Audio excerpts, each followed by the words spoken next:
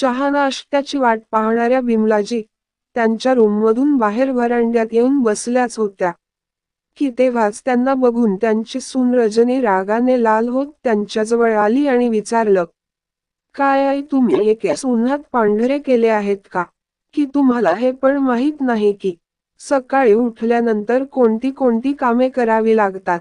तुम्ही तुमच्या मुलाचे लग्न करून तुमच्या घरी एक मोलकरीण आणली आहे का? जी इथे फक्त काम करायला आली आहे. सकाळी माझ्या उठण्याअगोदर काहीच काम नसते का करायला?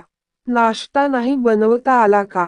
तुम्हाला तर वाटले असेल रोज झोपेतून उठल्यावर लगेच सून तुमच्यासाठी नाश्ता तयार करून देईल. चला उठा इथून झाडून भांडी घासा. तरच चहा नाश्ता मिळेल, नाहीतर चहा नाश्ता विसरून जा.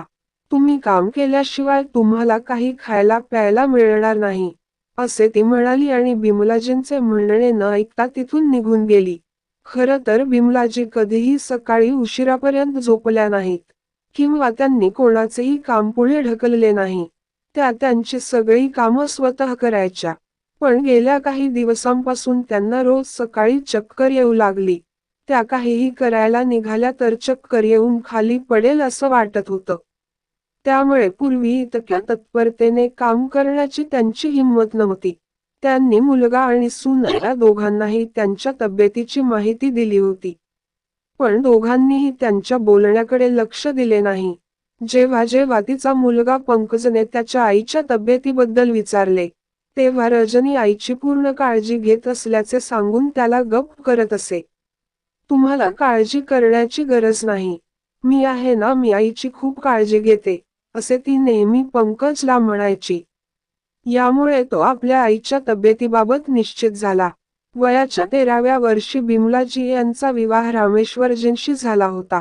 त्यावेळी बिमलाजींना आपल्या आईचे घर कोणते आणि सासरचे घर कोणते हे देखील माहीत नव्हते. त्यांचे हृदय सर्वांबद्दलच्या बिनशर्त प्रेमाने भरलेले होते. त्यांच्या या वागण्यानेच सासरच्या मंडळींना भुरळ घातली. बिमलाजीशी स्पर्धा करणे तिच्या कुटुंबातील किंवा गावातील कोणत्याही महिलेच्या सामर्थ्यात नव्हते. कारण ती दिसायला जितकी सुंदर होती तितकीच ती मनाने आणि वागण्यातही सुंदर होती. त्यांची सून रजनीही त्यांच्यासमोर इतकी सुंदर दिसत नव्हती. काही लोक रजनीसमोर बिमलाजींना हेच म्हणायचे की आजही बिमलाजी त्यांच्या सुनेपेक्षा सुंदर दिसतात.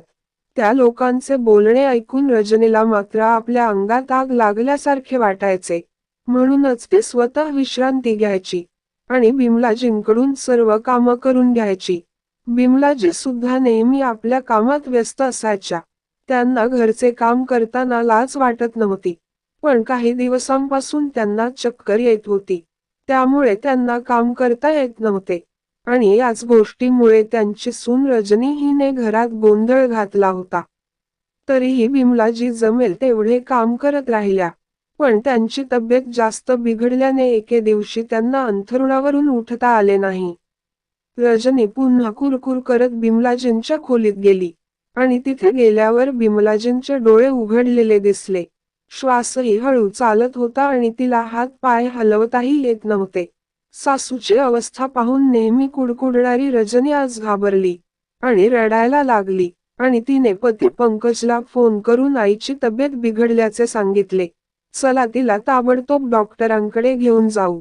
पंकजने ॲम्ब्युलन्सला फोन केला. ॲम्ब्युलन्सही लगेच आली. त्यांना तातडीने रुग्णालयात दाखल करण्यात आले. पंकज रडत डॉक्टरांना म्हणाला, सर माझ्या आईला शक्य तितक्या लवकर चांगले करा. पैशाची काळजी करू नका. डॉक्टरांनी त्यांचे सांत्वन केले आणि बिमलाजींवर उपचार सुरू केले आणि कळले की बिमलाजींना ब्रेन हॅमरेज झाला आहे. पंकजने आईची मनापासून सेवा केली. बिमलाजी यांना 15 दिवसांनी रुग्णालयातून डिस्चार्ज देण्यात आला. आता रजनीला कळले की बिमलाजींच्या उपचारावर खूप पैसा खर्च झाला आहे. त्यामुळे ती बिमलाजीशी थेट बोललीही नाही. ती नेहमी त्यांना टोमणे मारत राहायची. तरीही पंकजने एसआयच्या वतीने हॉस्पिटलमधील सर्व खर्चाचे बिल केले होते. जेव्हा रजनीला हे नंतर कळले तेव्हाही तिने बिमलाजींना त्यांची माफी मागणे सोडा. परंतु त्यांना टोमणे देणेही सोडले नाही. आपल्या सुनेचे टोमणे ऐकून ऐकून त्रस्त होऊन एके दिवशी बिमलाजींनी त्याच्या मैत्रिणी कमलाला बोलावले.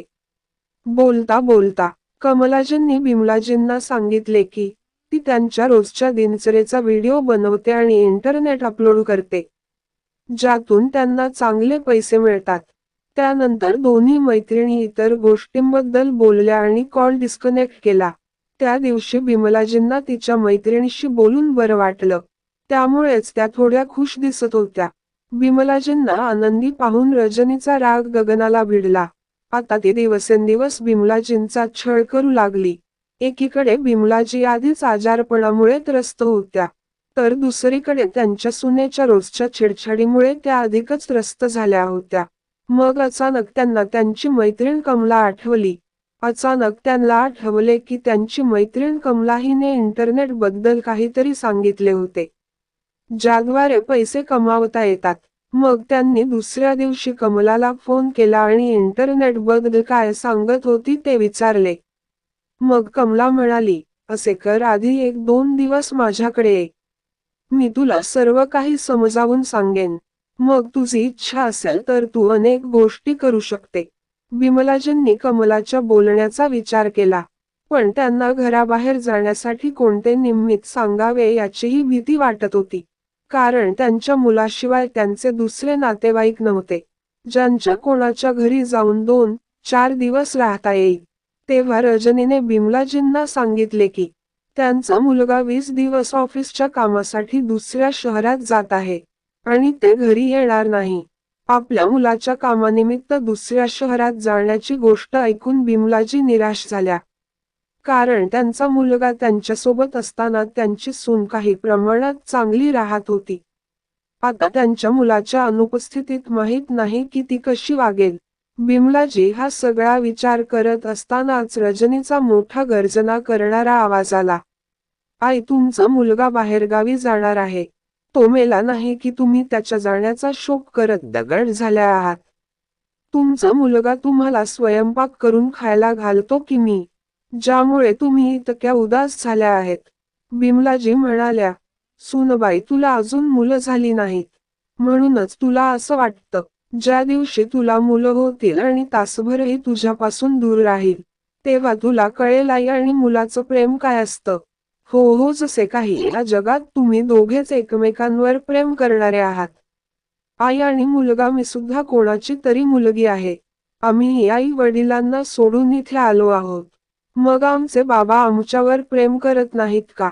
बिमलाजींना तिच्याशी आणखी वाद घालणे योग्य वाटले नाही आणि त्या तेथून उठून निघून जाऊ लागल्या. रजनीला वाटले की म्हातारी तिला मूर्ख समजत आहे.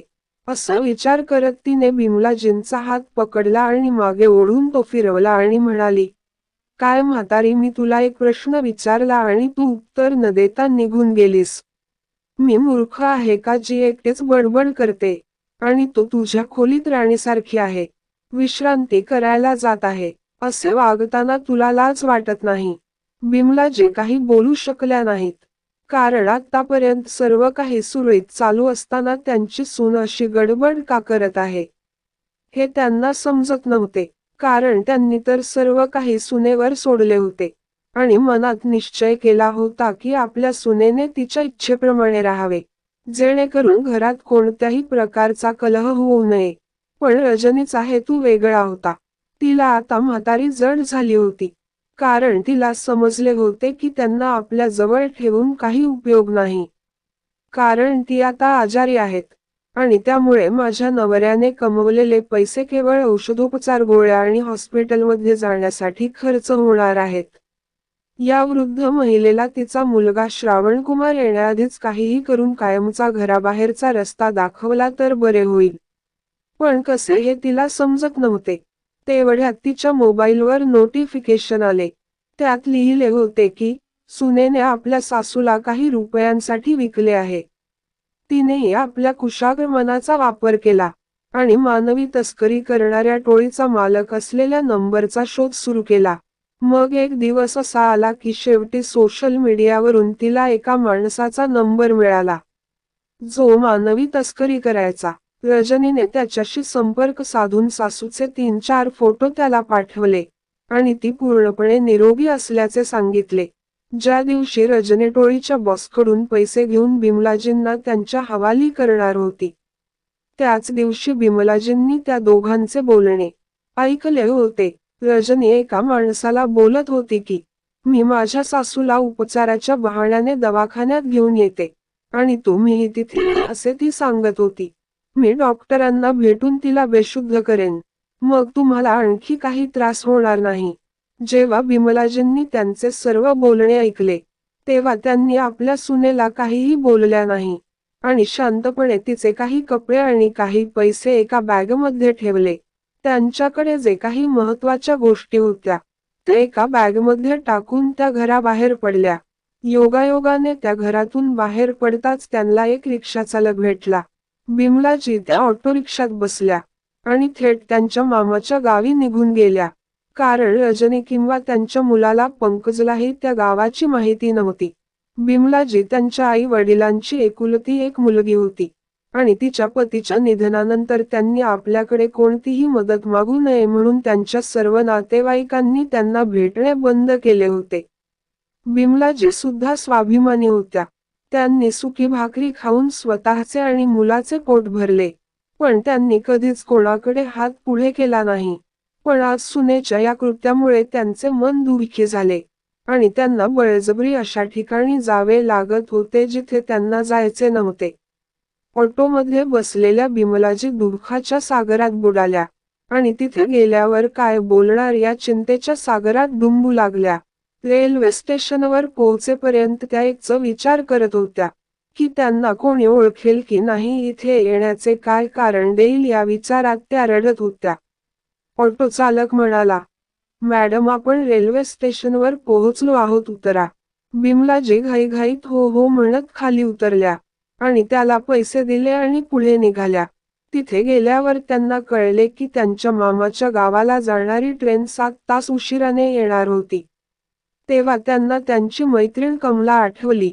तेव्हा त्यांनी लगेच डायरीमध्ये नंबर बघून पीसीओवरून मैत्रिणी कमलाला फोन लावला आणि तिला स्टेशनवर बोलावून घेतले आणि तिच्या घरी गेल्या.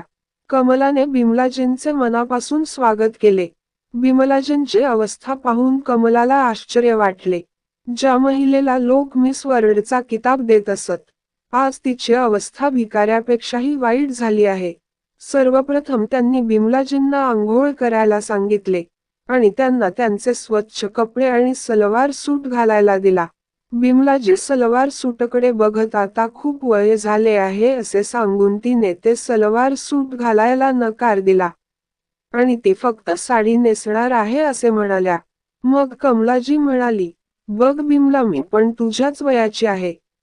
मी पण सलवार सूट घातला आहे आणि तू इथे कोणाला ओळखतही नाहीस, मग तुला लाज वाटण्याची गरज नाही. चल एकदा माझ्यासाठी घाल, मग तुला आवडत नसेल तर तुझी साडीच नेस. बिमलाजींना तिच्या मैत्रिणीचे मन नाही दुखवायचे होते, म्हणून तिच्या शब्दांचा आदर करण्यासाठी त्यांनी तिचा सलवार सूट घातला. जेव्हा तिने तो सूट घातला आणि तयार झाली तेव्हा ती इतकी सुंदर दिसत होती, जणू ती कॉलेजची मुलगी आहे. त्या दिवशी कमलाने बिमलाजींना दिवसभर सलवार सूट घालून ठेवले आणि दोन्ही मैत्रिणी इकडच्या तिकडच्या जुन्या गोष्टींना उजाळा देऊ लागल्या. मग कमलाने बिमलाजींना विचारले, बिमला, तू मला तुझ्या मुलाबद्दल सांगितले नाहीस. ते तुझी चांगली काळजी घेत आहेत की नाही? आपल्या मुलाचे आणि सुनेचे नाव ऐकून बिमलाजी हतबल झाली. तिचा हसरा चेहरा फिका पडला आणि कमलाजींना समजले की बिमलासोबत नक्कीच काहीतरी चूक झाली आहे. त्यामुळेच त्यांची अवस्था खूप वाईट झाली आहे आणि आपल्या मुलाचे आणि सुनेचे नाव ऐकून ती दुःखी झाली. त्यांनी बिमलाजींचा हात डोक्यावर घेतला आणि म्हणाली, बिमला, काय झाले आहे? खरं खरं सांग, तू आल्यापासून बघते आहे की मी जेव्हा तुझ्या मुलाबद्दल आणि सुनेबद्दल बोलते तेव्हा तुझा चेहरा फिका पडतो. प्लीज सांग, काय झालंय? सांगितले तर कदाचित काही उपाय सापडेल.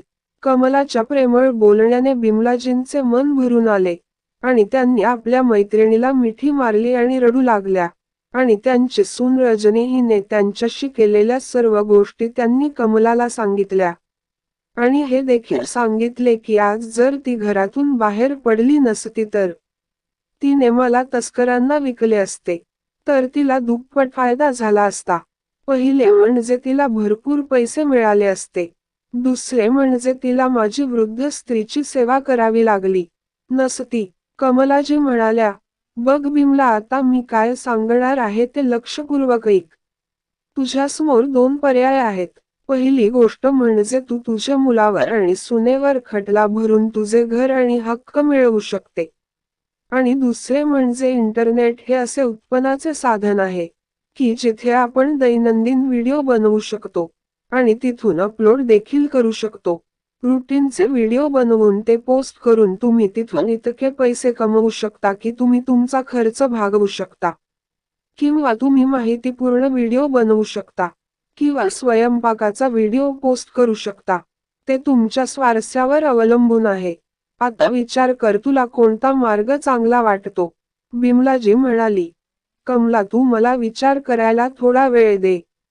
मी विचार करून सांगेन, असे बोलून बिमलाजी झोपी गेल्या. कारण त्या खूप थकल्या होत्या. आणि कमलाजी काही वस्तू घेण्यासाठी बाजारात गेल्या.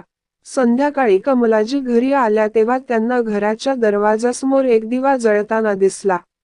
घर स्वच्छ आणि नीटनेटके दिसले. घरातून अगरबत्तीचा सुगंध येत होता. कमलाजींचे मन खूप आनंदित झाले. क्षणभर असे वाटले की ती एक लहान मुलगी आहे आणि बिमलाजी तिची आई आहे, जिने संध्याकाळची पूजा करून घर इतके स्वच्छ आणि नीटनेटके केले होते. कारण कमलाजी बरीच वर्षे एकट्या राहत होत्या. त्यांच्याशी बोलायलाही कोणी नव्हते. त्यांना दोन मुले आहेत, मात्र दोघेही परदेशात राहतात. दोघेही आपापल्या कामात इतके व्यस्त असतात की दोघांनाही आईशी बोलायलाही वेळ मिळत नाही. ते त्याच्या कामात व्यस्त असतात. त्यामुळे इंटरनेटवर व्हिडिओ अपलोड करणे आणि सोशल मीडियावर लोकांशी संपर्कात राहणे ही कमलाजींची दिनचर्या बनली होती. आता त्यांनी सोशल मीडियाच्या लोकांना आपले कुटुंब म्हणून स्वीकारले होते. पण बिमलाजीच्या आगमनाने त्यांना पुन्हा नवीन आयुष्य जगण्याची संधी मिळाली. म्हणून त्यांनी बिमलाजीसाठी एक अँड्रॉइड मोबाईल देखील विकत घेतला. बिमलाजीच्या डोळ्यावर पट्टी बांधली, मोबाईलचा बॉक्स बिमलाजींच्या हातात दिला आणि विचारले, आता सांग बिमला, हे काय आहे? जर तू याचे नाव बरोबर सांगितले तर ही वस्तू तुझी होईल. बिमलाजींनी तो बॉक्स खूप फिरवून अनुभवायचा प्रयत्न केला, पण न बघता तो बॉक्स कशाचा आहे हे समजू शकले नाही. बिमलाजी सांगू शकल्या नाहीत तेव्हा कमलाजी म्हणाल्या, बघ बिमला, ही वस्तू फक्त तुझ्यासाठी आहे. पण आतापर्यंत तू सांगू शकली नाही, म्हणूनच मी तुझ्या डोळ्याची पट्टी काढून टाकते. पण तुला या गोष्टीसाठी 5 थप्पड खाव्या लागतील, कारण तू ते ओळखले नाहीस. बिमलाजी म्हणाली, ठीक आहे बाबा, मला मारून टाक, पण माझे डोळे तरी उघड. आता कमलाजींनी बिमलाजींच्या डोळ्याची पट्टी काढली. बिमलाजींनी मोबाईलचा बॉक्स पाहिल्यावर त्या थक्क झाल्या आणि त्या म्हणाल्या, कमला, हे खूप महाग दिसत आहेस. तू माझ्यासाठी मोबाईल घेतला आहे, तो सुद्धा मला न विचारता. अहो मॅडम, त्या सगळ्याबद्दल नंतर बोलू. आधी तुला माझे मार खायचे आहे. असं म्हणत त्या बिमलाजींना मारायला धावल्या. पण बिमलाजी सुद्धा कोणापेक्षा कमी नव्हत्या. त्याही इकडून तिकडे धावू लागल्या. दोघी मैत्रिणी 5 वर्षांची मुले असल्यासारखे खेळू लागल्या. दोघीही थकल्यावर एका जागी बसल्या आणि एकमेकींना मिठी मारली आणि म्हणाल्या, आता आम्ही दोघी एकत्र आहोत, आता आपण दोघेही एकमेकांना सोडून कुठेही जाणार नाही. बिमलाजींनीही होकार दिला. कमलाजींनी बिमलाजींना एक अँड्रॉइड फोन भेट म्हणून दिला. कारण त्यांना माहीत होते की बिमलाजींना पर्याय क्रमांक 2 आवडेल. कारण बिमला खूप हळवी मनाची आहे. तिचे तिच्या मुलावर खूप प्रेम आहे. सुनेला शिक्षा करून ती मुलाला दुःखी करू शकत नाही. त्यामुळे व्हिडिओ बनवून तो अपलोड करून स्वतःचा खर्च उचलता यावा म्हणून त्यांनी बिमलाजीसाठी मोबाईल आणला. बिमलाजींचे लहान वयातच लग्न झाले होते.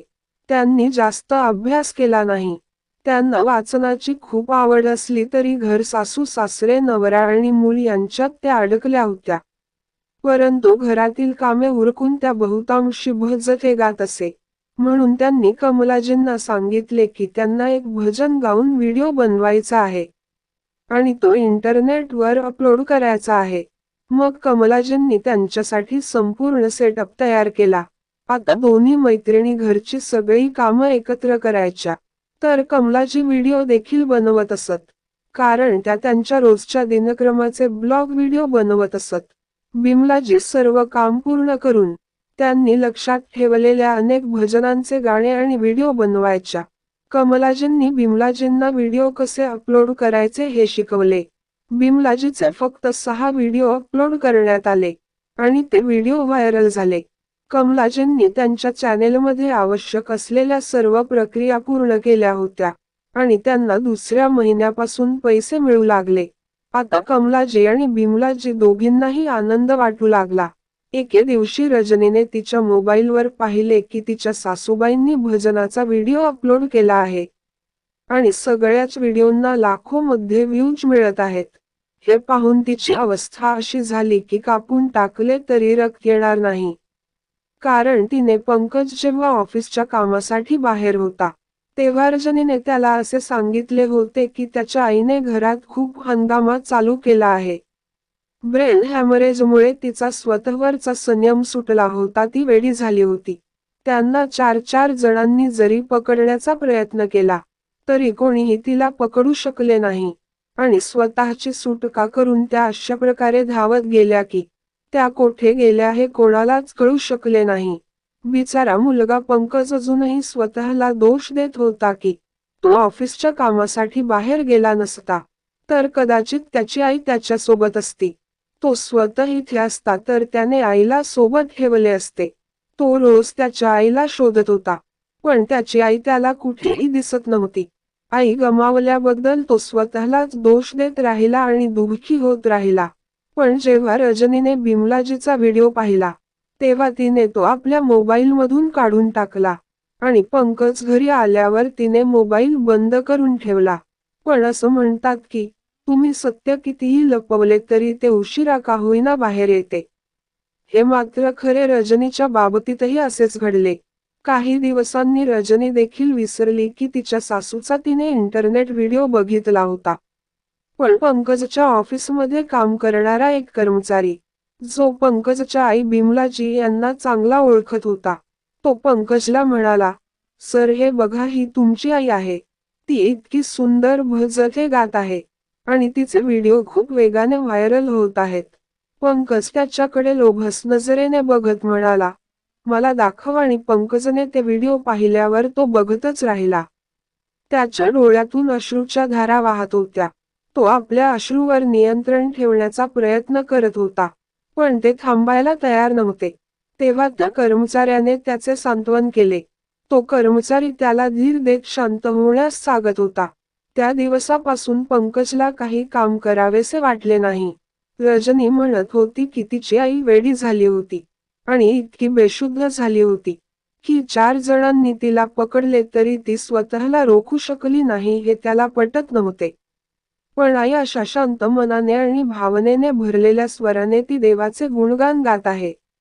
रजनी खरे बोलत आहे की खोटे बोलत आहे या निर्णयापर्यंत तो पोहोचू शकला नाही. कारण त्याला वाटत होते की इतके दिवस एखाद्या दवाखान्यात राहून आई बरी झाली असेल पण तिच्यावर उपचार कोण करणार. कारण आईचे माझ्याशिवाय या जगात कोणीच नाही आणि आई जर बरी असेल तर ती घरी का आली नाही. आई कुठे आहे आणि ती एवढ्या शांततेने भजन गात आहे कुठे. तो रात्रंदिवस फक्त आईचाच विचार करत राहिला. रजनीला तिच्या पतीच्या बदललेल्या वागणुकीबद्दल काळजी वाटत होती आणि त्याला काय झाले असेल असा प्रश्न पडला होता. ती त्याला वारंवार विचारत होती की काय झाले आहे पण पंकज रजनीला काहीच बोलत नव्हता. रजनीनेही तिच्या फोनवरून त्यांच्या कार्यालयात फोन करून पंकजला काय झाले अशी विचारणा केली मात्र कोणीही काहीही सांगितले नाही. मग एके दिवशी पंकजच्या मोबाईलमध्ये कमलाजींच्या ब्लॉगचा व्हिडिओ आला. त्यात बिमलाजीही होत्या. व्हिडिओमध्ये बिमलाजी कमलाजींसोबत खऱ्या बहिणीप्रमाणे हसताना मस्करी करताना मजा करताना दिसत होत्या. पंकजला मनातून एक समाधान वाटले की आई जिथे आहे तिथे तो आनंदी आहे. पण त्याला आईला भेटायचं होतं. एके दिवशी कमलाजी आणि बिमलाजी त्यांच्या काही मित्रांसोबत समुद्रकिनारी गेल्या होत्या. योगायोगाने पंकज सुद्धा रजनी आणि काही मित्रांसह तेथे गेला होता. रजनीने बिमलाजींना पाहिले पण पंकजने तिला बघावे असे तिला वाटत नव्हते. तिला तिचं प्रकरण उघडकीस येण्याची भीती वाटत होती. म्हणून ती पंकजला तिला पाहू नये म्हणून प्रयत्न करत होती. आणि तिने त्याला त्यांच्यापासून दूर नेले. पण पंकजच्या आईला ओळखणाऱ्या त्याच कर्मचाऱ्याने बिमलाजींना ओळखले. त्यांनी बिमलाजींना पाहिले आणि पंकजला फोन केला आणि सांगितले की त्याची आई नुकतीच इथे आली आहे. तू लवकर ये नाही तर ती कुठेही जाऊ शकते. आणि तो तिच्यावर लक्ष ठेवू लागला. पंकजने रजनीला सांगितले की तो लवकरच येईल. आणि शांतपणे एकटाच बिमलाजींच्या दिशेने निघून गेला. तोपर्यंत बिमलाजी आणि कमलाजी त्यांच्या मित्रांसोबत घरी जाण्यासाठी निघाले होते. बिमलाजींनी गाडीत पायच ठेवला होता की पंकज पळत त्यांच्याकडे आला आणि त्यांचे पाय धरून रडू लागला. बिमलाजी घाबरून पडायला आल्या होत्या. आणि मग त्याच कर्मचाऱ्याने बिमलाजींना खाली पडण्यापासून वाचवले. बिमलाजींनी खाली पाहिले तेव्हा त्यांच्या मुलाला पाहून त्यांच्या डोळ्यात अश्रू आले. पंकज म्हणाला, आई तू मला सोडून कुठे गेलीस आणि ही आंटी कोण आहे? तेव्हा बिमलाजी म्हणाल्या, बेटा मला तुला आनंदी पाहायचे आहे. म्हणूनच मी तुझा संसार सोडून खूप दूर गेले. जेणेकरून तुम्ही दोघेही आनंदाने जगू शकतील.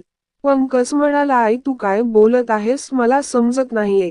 बिमलाजी म्हणाली, बेटा आमच्याकडे सध्या वेळ नाही. तुम्हाला सत्य जाणून घ्यायचे असेल तर हा पत्ता घे. या पत्त्यावर ये म्हणजे तुला संपूर्ण सत्य समजेल. असे म्हणत दोघीही गाडीत बसल्या आणि निघून गेल्या. पंकजने तो पत्ता शांतपणे खिशात ठेवला आणि रजनीला काहीही सांगितले नाही. दुसऱ्या दिवशी पंकज आईने दिलेल्या पत्त्यावर पोहोचला. बिमलाजींनी त्यांना सर्व काही सांगितले आणि सांगितले की, बेटा तू माझ्यामुळे तुझे संसार खराब करू नकोस. आता मी इतकं कमावते की मी आरामात पोट भरू शकते. आणि दर महिन्याला मी अनाथाश्रम आणि वृद्धाश्रमाला काही ना काही देणगी देते. पण पंकजला त्याच्या आईला शक्य होणारा प्रत्येक आनंद द्यायचा होता. त्यामुळे आईने त्याच्यापासून दूर राहावे असे त्याला कधीच वाटले नाही. त्यामुळे त्यावेळी आईला काहीही न बोलता तो शांतपणे आपल्या घरी गेला. बिमलाजींना वाटले की मुलालाही आईची गरज नाही. बरं झालं तिने कमलाजींसोबत राहायचे ठरवले. नाहीतर ती आपल्या घरी आपल्या मुलाकडे आणि सुनेकडे परत गेली असती. तर तिचे आयुष्य नरकासारखे झाले असते. कायद्याने तिला पूर्ण अधिकार असूनही परंतु बरं झालं की आज मी स्वतःच्या बळावर कमावत आहे. मी कमावते आहे आणि खात आहे. हे स्वर्गाच्या आनंदापेक्षा कमी नाही. आणि तिच्या मैत्रिणीकडे बघून ती तिचे आभार मानत होती. की इतक्यात तिचा मुलगा पंकजही सर्व सामानासह आईजवळ पोहोचला. आणि तिच्या पाया होऊन रडू लागला. आई मी तुझ्याशिवाय जगू शकत नाही. जेव्हापासून मी ऐकले की माझी आई वेडी झाली आहे, मी स्वतःला दोष देत आहे. आणि असा एकही दिवस गेला नाही की मी तुझ्यासाठी रडलो नाही. प्लीज आई मला माफ कर आतापासून मी फक्त तुझ्याकडेच राहीन. मी लहान असताना तू मला छातीशी धरून ठेवलेस. मग आज तू मला सोडून कशी जाऊ शकतेस आई? आपल्या मुलाच्या रडण्यामुळे बिमलाजींच्या डोळ्यातून अश्रू सतत वाहत होते. तेवढ्यात रजनीही आली. तिनेही सासूचे पाय धरले आणि रडत रडत म्हणाली, आई मला माफ करा. माझ्याकडून मोठी चूक झाली. आई आणि मुलगा तुम्हा दोघांमधील प्रेम मला समजू शकले नाही. प्लीज आई तुम्हाला पाहिजे ती शिक्षा द्या. पण तुमच्या मुलाला देऊ नका. कारण तुमच्या मुलाला तीळ मरताना मी पाहिलं आहे. तुम्ही गेल्यापासून ते पोटभर जेवले नाही आणि रात्रभर झोपही घेतली नाही. ते रात्रंदिवस त्यांच्याच विचारात हरवलेले असतात. काही विचारले तरी काहीच उत्तर देत नाही. आणि घरात प्रवेश केला की कोणीच नसल्यासारखे वाटते. जेव्हा मी त्यांच्याशी वारंवार बोलते तेव्हा ते एक किंवा दोन प्रश्नांची उत्तरे होय किंवा नाही मध्ये देतात. उर्वरित वेळ ते फक्त गप्प राहतात. तुम्ही गेल्यापासून मी सुद्धा पश्चातापाच्या आगीत जळत आहे की जर मी असे चुकीचे काम केले नसते तर मी माझ्या सासूलाच नाही तर माझा नवराही गमावला असता.